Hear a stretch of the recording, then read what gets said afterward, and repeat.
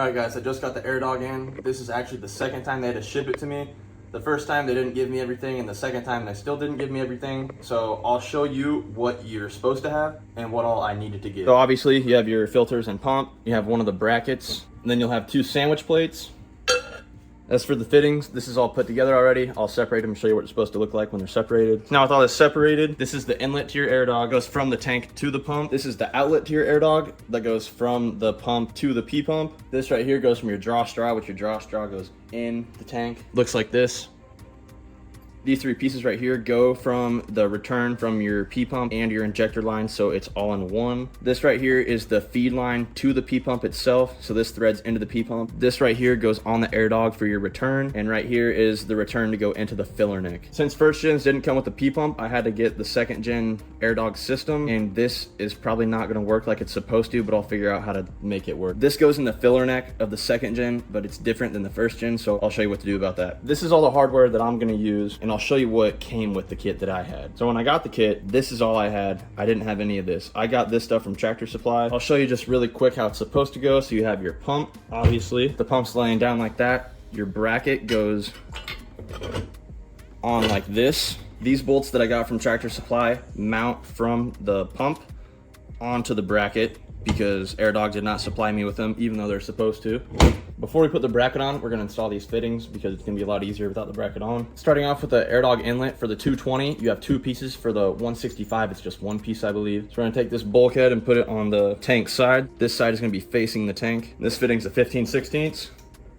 Then once this is tight, we're gonna throw in this barbed or flared fitting. This is not a 15/16, of course, so I'm just using a monkey wrench. Now going to the other side, you have your outlet, so this threads on, and this quick connect just pops in there. That'll go in this hole right here. This is a 15/16 too. This piece is for the return. Once again, this is just the quick connect, and this threads on to the pump. It's a 9/16. Now that all the fittings are on there, you're gonna install the supplied hardware, but mine was not supplied. Put the bracket on the pump, you just slide it up. Fittings and brackets are mounted. So from here, take your filters off because we're gonna need it off to install it on the truck with the sandwich plates. Before we get under the truck, I'll show you how this is gonna look. Let's pretend that my hand is the frame rail. 2 holes are gonna be on top. Here's the frame rail. This is the first plate. It's gonna go right here. This is facing outside of the truck. So the frame rail is closed right here. The outside of the truck would be this way. And then this plate is gonna sandwich in the frame rail like this. And this is facing inside the truck. So your tank and drive shaft and everything would be facing this way over there. There's really not a good place to mount this in a 1st gen. So I went ahead and marked where I found the best place to mark is these bottom holes. And I'll go under the truck and I'll show you how to mount it. Okay, so under the truck, just as a reference, the transfer case crossbar is right there. If we turn, the tank normally sits right here, and here is the other end of the transfer case crossbar right here. So we're gonna be in between the 2 transfer case crossbars. The cross members, the speedo sensor is directly above us right there. We're gonna be mounting it right here. So to do that, take the piece with all the holes in it, make sure that the countersunk holes are facing in towards the frame, like that. Then I'm gonna throw 2 bolts facing outside the truck, just to hold it in place like that. Then we take this other plate and put it behind it. I'm gonna start threading the nut on these 2. Take the last big bolt, put it through the back side on the top. All right, now it's on there, not too tight, but it's snug. From there, we're gonna take 4 of these small countersunk screws and put them in the very bottom, and then above those 2. Hit, and the AirDog's gonna come up and just sit right on top.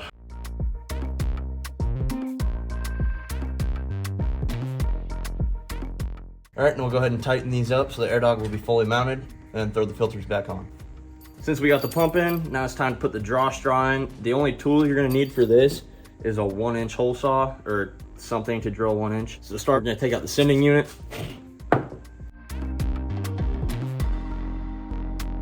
So we're gonna wanna drill where this float isn't gonna get in the way. So I'd say that's good. You have all the access to the ports facing towards the truck. The float's gonna be over here. So if we drill it right here, we should be fine. You're gonna want something to go in the tank. You can catch all the shavings. I'm using this broken Tupperware. Okay, I changed my mind. With this cap on there, you don't really have much room right here. So I'm gonna go ahead and drill the hole here. It looks like they sent us the wrong straw. So it looks like gotta go get another one.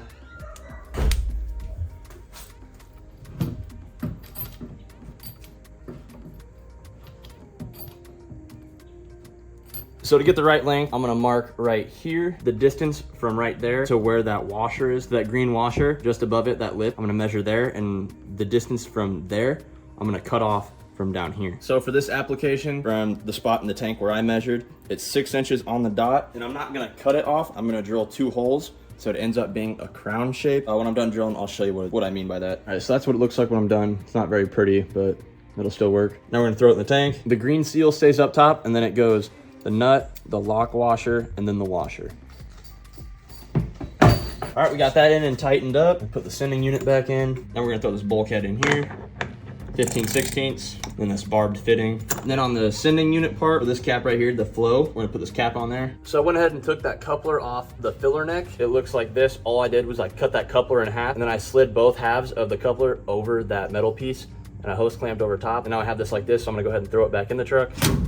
Okay, so we got the tank in. For this up here, we just cut this coupler in half and then slid that metal pipe in the middle. So this is what the top of your tank should look like on your sending unit. You have your stock return line on there, capped off on the suction, clips in. As for the feed line going to the air dog, since I put it on here, I had to notch the frame up here. If I were you, I would put it up here. You have enough room up there. You won't have to notch the frame or nothing. It's a pretty tight fit, but it's not kinked or nothing, so you'll have full flow. It's the next day, and I hate to do this to you guys, but the entire air dog system is plumbed up. I got the truck fired up last night. I just need to adjust the idle because there's no fuel at idle. I recorded all of it, but somehow when I went to upload it to my computer, all the files got corrupted. So I think the last clip I have is getting the line from the air dog to the P-pump. So now I'm here just showing you what I did. It's pretty simple. I'll just run it by you guys from the pump to the tank.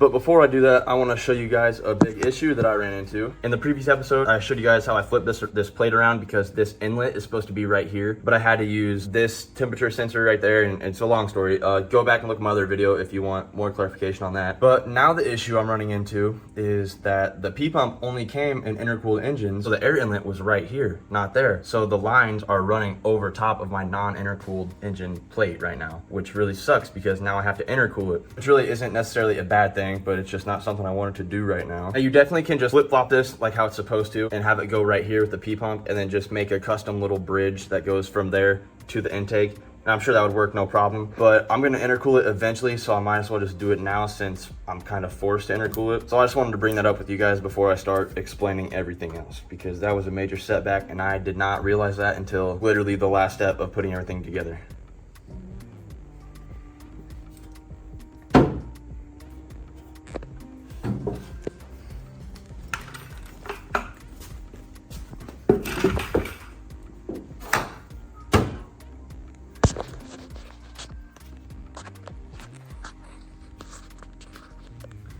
So starting up here, you have your feed into the P-pump. I just ran it down here, and I'm gonna clean all this stuff up eventually. But it runs down underneath there, kind of pointing at it, runs down underneath there to the air dog itself, and I'll jump down there and show you what it looks like there. Okay, so here's the pump.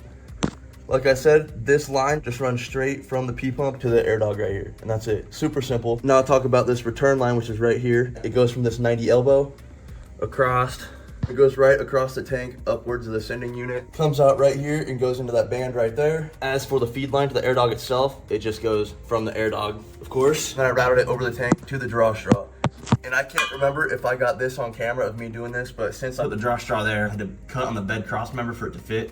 It fits fine, the hose isn't touching any metal. It's 100% cleared, it just, it's a pain in the butt to do that. I forgot to show the return, so that line right there with the hose clamp on it runs behind the P-pump from right here from the P-pump return. I didn't explain this very good. Air dog system gives you another hose that goes onto the end of the factory fuel return line coming off the P-pump, and that is the hose that I spliced into. So you get that hose air dog supplies and put it onto the factory metal hose off the P-pump. And what I did is I routed it from that outlet, from that hose, straight to the stock return line, which is right there. So I ran it from the P-pump return straight to the stock return, and then I held it up to the injector return, which the injector return line just goes right there.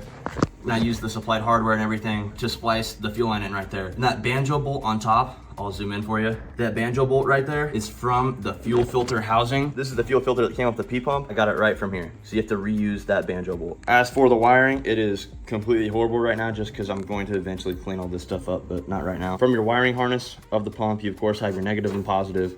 And I just hooked that right into the battery. The solenoid is right there, the only clean thing. Then I ran it through the firewall to that grommet there. It's not put in yet. Using their supplied fuse tap, I tapped it into this fuse right here. Super easy. All you do is pull the original fuse out, put in the new fuse tab, and then just put in a new fuse of whatever fuse you took out. So I think this is a 20, so I put a 20 in.